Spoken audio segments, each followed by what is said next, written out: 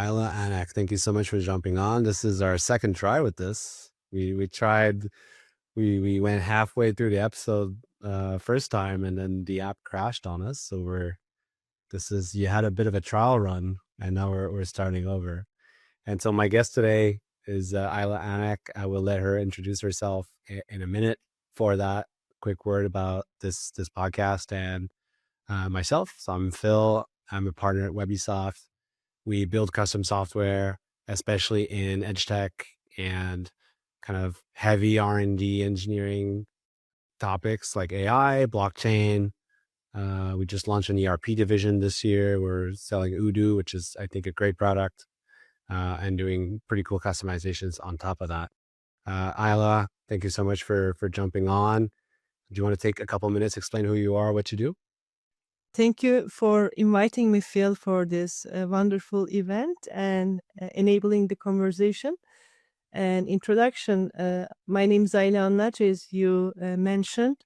I am the CEO and co-founder of a company called InVivo Sciences.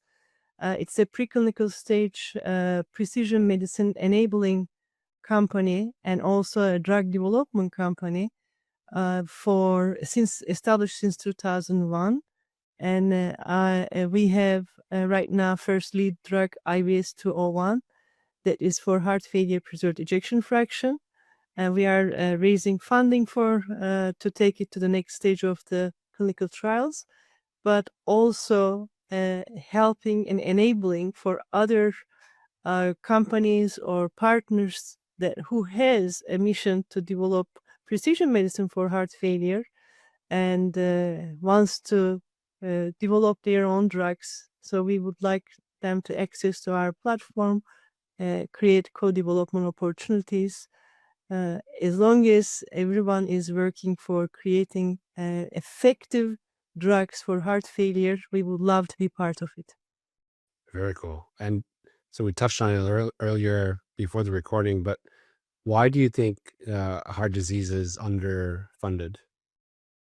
In the last, it's a very good question. Thank you for asking, and it's a very important concern because this number one, disease that claims mortality not only in United States but globally.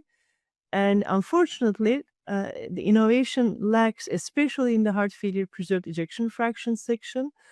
The reason is that the last 10 to 15 years, investment world in United States basically, but also rest of the world mirrors that investors shies away to investing innovation or drug development in heart failure or cardiometabolic diseases. There are lots of platforms enabling it now, but still drugs are lagging.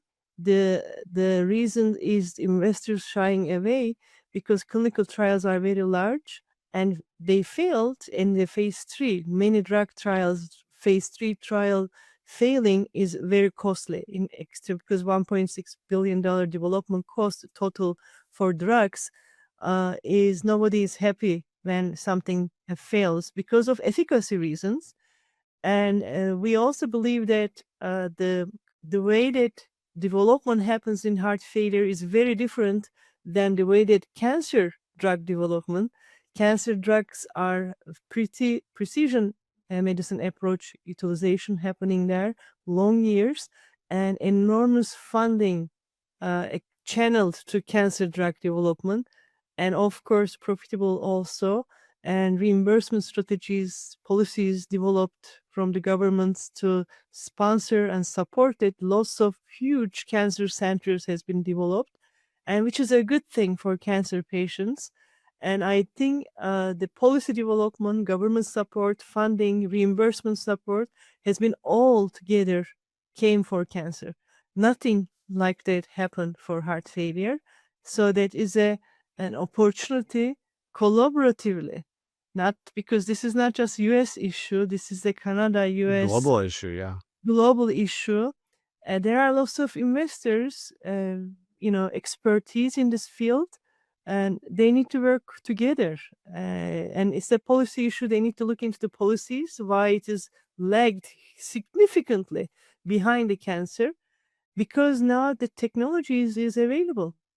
technology that enables precision medicine, AI that can group the databases of patients into so that you actually doesn't need to bring 2,500 patients. You can do 250 patients to the clinical trials, similar to cancer drug development, and you can still have an effective drug that is very useful for a group of target population, and it is still profitable, just like the cancer field. So the business model also is there, but still, I think the investors are very slow to come into this field. Uh, Technologies like ours that has been already patent position waiting very long years for this field to grow and drugs to come. So that is all I can say. I think I have been holding the flag for a long years. There are a few other ones, people that we know that they are also fighting for it, but funding streams are not as large. So it is still we need to see the leadership of investors to come and pay attention. There is a way to make money in this field, and of course we need government policies to be slightly too different, just like the cancer field. So you mentioned funding is harder mainly because of higher failure at phase 3 trials. Why do you think it fails more than maybe other drug development? Because I think that requiring trials, requiring very large populations of patients into the clinical trials, very costly. But we don't believe that it is the case that you have to keep doing the same approach. We believe actually heart failure and cardiometabolic drugs can be developed for a bit smaller patient populations by enriching the clinical trials by utilizing AI, which is I think is a wonderful way of using it for humanity. Hmm. And because patient records are available and there are subcategories of heart failure is not one disease. I think first of all we need to understand it, and investors need to Heart failure is the outcome, essentially, right? correct. Heart failure Yeah. is the outcome. Disease mechanisms of why you have a heart failure is slightly different. Some patients have fibrosis on their heart that needs to be reversed before they can even feel something better, or the enlargement of the heart will be stopping. That is the heart failure preserved ejection case, and that is why we need to categorize, bring smaller population groups to the clinical trials. We need to enrich the clinical trials rather than going, let's everyone comes to the clinical trials and efficacy is not going to make it in the phase 3 because this drug is not good for all the heart failure patients. Hmm. And this is the good news is technologies are there, AI there. Uh, do we need more database development? Yes, we need to develop further softwares, utilization of patient records and bringing subcategories of patient, preparing and enabling the databases and larger databases is required. And sometimes this might be regional because, the patient records cannot be accessed by every country to every place. So it may stay regional, but no matter what, I think the lessons learned from one group in one country and one database, it could be utilized in other countries. So we are talking about helping human drug development. So no country will guard the how that drug is utilized for a group of heart failure patient that could be utilized and imitated in other countries by within the regions as well. So you don't have to uh, carry the database, but you can recreate the database with the patients in that region. And so that will be lots of collaborations, I believe, opening and maybe custom software, custom, patient record accesses development may require. But I think, as I said, we chose the most difficult one, heart failure preserved ejection fraction, because not much innovation happened in the last 20 or 25 years in that field. And we have a drug, IBS 201, for the group that has fibrosis. And but I think as I said, the pipeline drug development is one way. To develop the drug to fully to the market is another thing, because without the collaborators, partners, this is very, very difficult with a much larger funding requirement. So I think collaborations will be open, and we are open to not only doing this for heart failure, but also doing with other collaborators for other groups of patients, and maybe co-development, co-drug development. It's gonna be the way to go for precision medicine. The platform is wonderful because, as I said, our platform can take your blood or urine sample and create your own heart model. It's a human model. We are not utilizing animals. We are using human and direct targeted patient groups.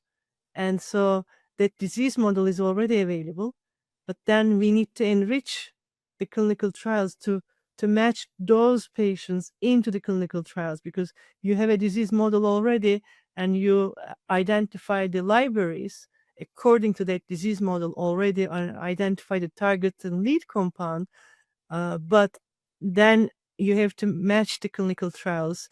And it can be done, but it's not happening at this time. So as I said, lots of AI and software structures, platform protocols, hospital collaborations will be needed in each region. And I can tell you that this heart failure is not one, it is more than 200 maybe different styles available.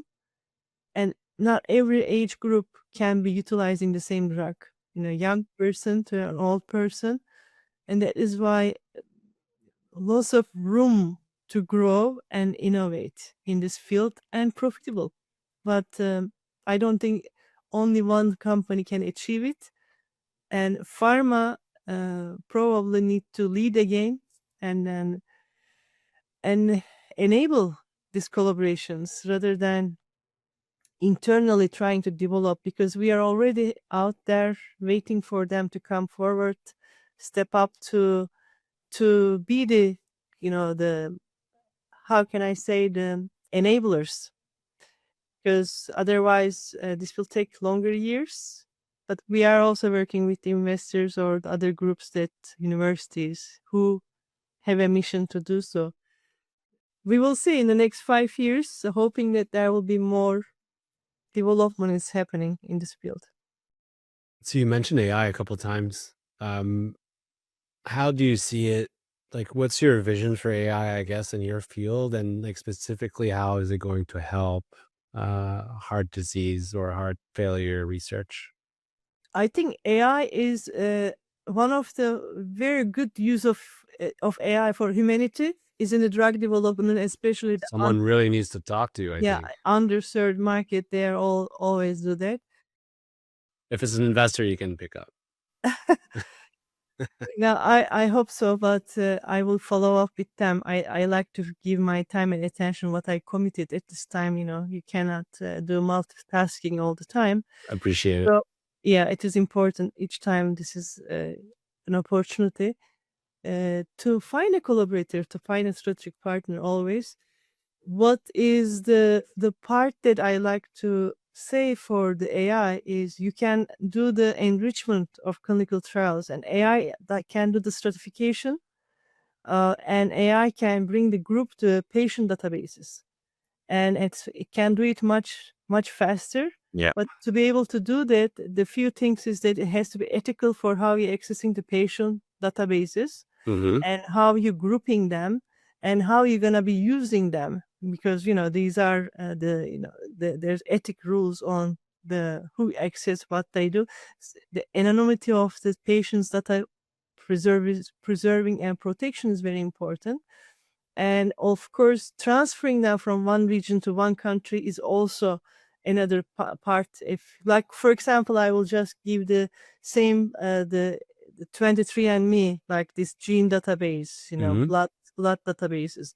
These are very critical resources because you have every kind of information of a human from your tissue, from your cell, from your Yeah. blood. This is lots of information you can access to.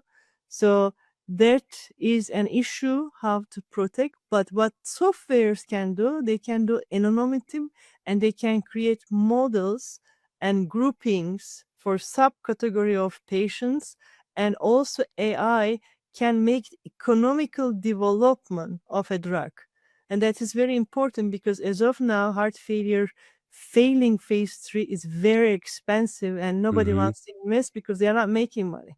And so they just say that governments does it, and governments doesn't want to do that. They are also losing money. Nobody wants to be the only one to be under that. So it has to be profitable. It has to be practical, and then AI can enable that. Then the software can, categorize the groups correctly, and that correct group big enough economically, you can develop a drug like cancer field. Then I think you can also bring those groups to the clinical trials. And in clinical trials, maybe even regions can collaborate. I am just saying that because clinical trial databases, because recruiting patients are also difficult in heart failure, and to make sure that the patients will attend, and diversity of patients are very difficult to attain. So to enable diversity, the stability, like attendance of the clinical trials, AI can be able to maybe group several different regions, and then the results can be analyzed and utilized for the drug to be able to develop correctly or efficaciously way. And that is I think AI's abilities. As I said, one side patient enrichment, the otherwise the building a larger databases for the same group of patients from different regions, if the protocols are defined correctly. Like you cannot just define the category of disease differently based on Canada, based on Europe. So there needs to be a collaboration. So if you say there are 5 different type of heart failure, how that different types are developed as a database is important. That will require a significant collaboration and access to definition of how you building that database. What is your, the measurement? What is your criteria when you build the database? And then you say that type A, for example, for Yeah. heart failure. And because if you don't do that, every country have their own little way of developing a heart failure preserved ejection or heart failure reserved ejection. And this is our categories. And then they may need to share that, the category information or the protocol, so that uh, software can go, they don't have to get access to the patients, but they can get an idea of knowledge, train the AI. So AI can make a better decision on a correct information and a correct develop patient databases. Otherwise, it will take very long years because we are a small company, and the other small companies developing or universities developing, nobody's standards are going to be same. Mhm. How they develop that, even the governments have to, figure out, or FDA or regional, like Japanese FDA, European, Australian, all of them have to look into how AI is building those databases. So there is a, future issue, and that is why I think practical trial and errors now is good, because so lagging behind. But this happened in the cancer field, and so it is not. We have a sample of how cancer field grow this much, and so many drugs came out. You have to still understand that even the first 5 new drugs developed by enriching and small clinical trials is going to be good to develop next 15 drugs. So it will be, as I said, how you take an access to the patient databases. So collaborations with universities, hospitals, patient records, are important. How the inputs to the patient records are defined, have to be looked at and then built into that. I believe these things are not there yet, but it is going to be building. So a very good area for the future. But as I said, this is a very time consuming and could be a nightmare if everybody tried to build, their own from the same database, and then no parameters is clear. So it has to be very clearly done. Yeah, it has to be a collaboration. Yeah, I think so. And because I think because it costs a lot to build a database. So if someone build it, if you know the parameters, you can utilize it to develop and grow another one, and without recreating. So I'm saying that recreations are not necessary in this case, as long as there is a collaborative environment and funding and motivation to do so. Right now, no one is motivated to collaborate. Everyone is competing to kill. And this, I think that needs to be a reversal of mentality in this one, because otherwise we will be waiting another 35 years, and because very little funding. So in a case like this, motivation should be not competing, but bringing the best and tools from every place and bringing them together and making it happen together is gonna get us faster in number one, mortality of heart failure, rather than letting people compete and with a little funding and trying to get one drug in the next 10 years, and that is not going to be any good for the humanity. So software expertise, AI expertise, hospitals collaboration, group collaborations, understanding the field, what is lacking, learning from the cancer approach, precision medicine approach, what works, what didn't work, and how we can get there while the funding is not equal. I mean, there is a significant funding support from government and policies globally on cancer field. So this is not there.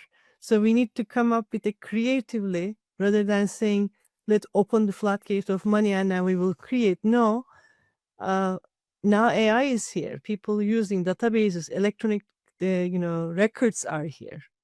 How smartly we can do this, rather than killing each other in competing or stealing from behind and infringing, how smartly groups can come together that put their expertise, and maybe regionally, and maybe a very focused collaboration manner. But VC can do that. VCs can bring people together on a focused target. And I think I expect bigger leadership from pharma and VC groups on a targeted goals and bringing the best of brightest and the people who are entrepreneur. And I think that way, small steps but very targeted goals can be achieved and then imitated in a larger scale. And that is going to be success, because one success, one win excites the VC. Yeah, that's sometimes all it takes, right? That you make money, and then maybe they make money on a smaller goal, they make it, then everyone wants to come and put their money in it, because this is a growth opportunity. This is a not only useful, but also they can make money just like the cancer field from an area that no one has been investing.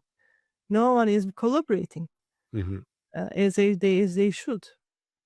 Certainly useful, because I'm told the heart is quite important. If it stops working, it's We have only one heart, not the and best. Yeah. that it is not a very funny one for me, because my father was, said Yeah. hi to me and then left to work and never came back. So it was at work. I think my grandfather that I never met because he died. Like my mom, I think had the same issue with her dad. I think he passed away when she was 12 or something like that, um, from heart disease, right? Like heart failure. Yeah, very suddenly. Yeah, one heart and sudden, and much, I think everything said, but we have lots of sport related accidents in the sudden cardiac arrest or Mhm. young guys in sport. They never know because there is no genetic testing. Right. They have Yeah. that genetical issue. Our children, very young children, football players, basketball players, suddenly, there are lots of YouTube videos. You can see those guys running and suddenly dropping. And this is how heart failure. Yeah. They say that cancer is more painful and people, sorrowful. So there is no more funding because, people melt and go away. That Yeah, I guess it's more of an ongoing yeah, thing you ongoing have to pain. deal with versus the heart failure you're Heart saying is failure very just sudden, die. so it's like, well, it's done, Yeah, But okay. I don't believe in that because when my father died suddenly, the pain was sustained because you can Of never course. believe suddenly disappears somebody that you really love and important from Yeah, your life. It doesn't matter how long they suffer. I think it is that's same. true. Yeah, the outcome is the same at the end of the day. Final question for you today, Isla. Is there a breakthrough that you see coming in this, in treating, like one trial maybe you're super bullish about or that you think has a lot of promise, shows a lot of promise, or an innovation that you see coming in the next couple of years that you think is going to be a game changer? Anything excites you?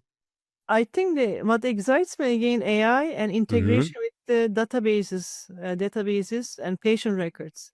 The larger that you can create in a collaborative manner, a specific focus and important group of patient, Hmm. a group is going to be beneficial for development of new drug and efficacious drug. And then so that is an important one. Not enough databases out there and also co-development or when you look into the even repurposed compounds and when you find the real target groups, there will be more opportunity to utilize what you already invested in a drug.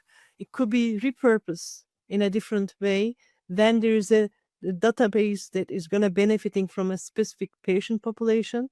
And when it is identified and when you can do a smaller clinical trial, that means that you don't have to spend a very large amount of dollars Hmm. to come up with a drug and that is helpful for a group that is really suffering and that is around the world lots of users or patient groups available.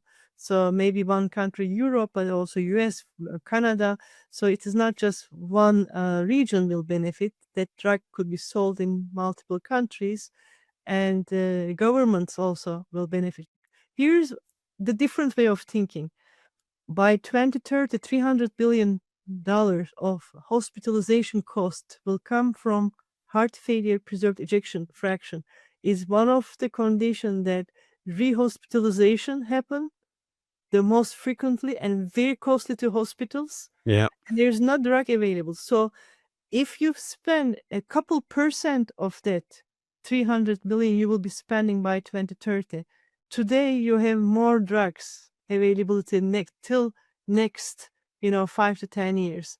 And you can, and if we see put two teams together and that already have technologies, already have patent positions, already put their lifetime effort in this one.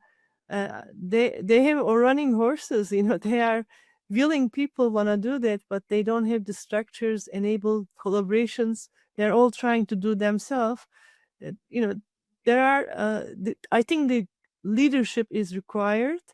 You either voice out so that other leaders better and farther than expert than yourself then can come and make it happen or enable it because you know not everybody is good at everything, not everybody have access to every resources, everybody's talents are different, but the tactical part is that how you bring people together and let them do their best and you make it happen together, and rather than achieving that I am the best, you can say that we achieve the goal together. In this field of heart failure, that is what requires because we are delayed a lot and spending amounts. I don't think governments can take on that kind of spending in the future. So the concern is knowing that how costly it is, how we can work now to prevent that cost and creating things that will preventing the taxpayers' dollars to spend on unnecessarily, but more productively in each regions. I think this is an alarming one. And one other thing that I think I can say, heart failure creates disability. And nobody wants to see that, but you don't want to be disabled at 45 or 50 years old, at home sitting. You cannot work. That creates disability. Hmm. And your heart may be not working. You cannot exercise. You are just sitting home and doing nothing. That doesn't Uh, sound too You good. and it is a very difficult one. This is not just you have a car accident or you have a something, and it can happen that way too. But this is a condition. There is no solution. Well, it's always, I feel like it's not just related to funding, like government funding or otherwise. It's always harder to convince people to pay for prevention than to pay for something that you already, that you have, right? A problem that is that it's like compliance. I agree. Compliance for taxes, right? Where, ugh, I don't have an issue with taxes. Why should I pay for this? And then once you have the issue is when you have the budget. But Agree. oftentimes it's too late. Agree.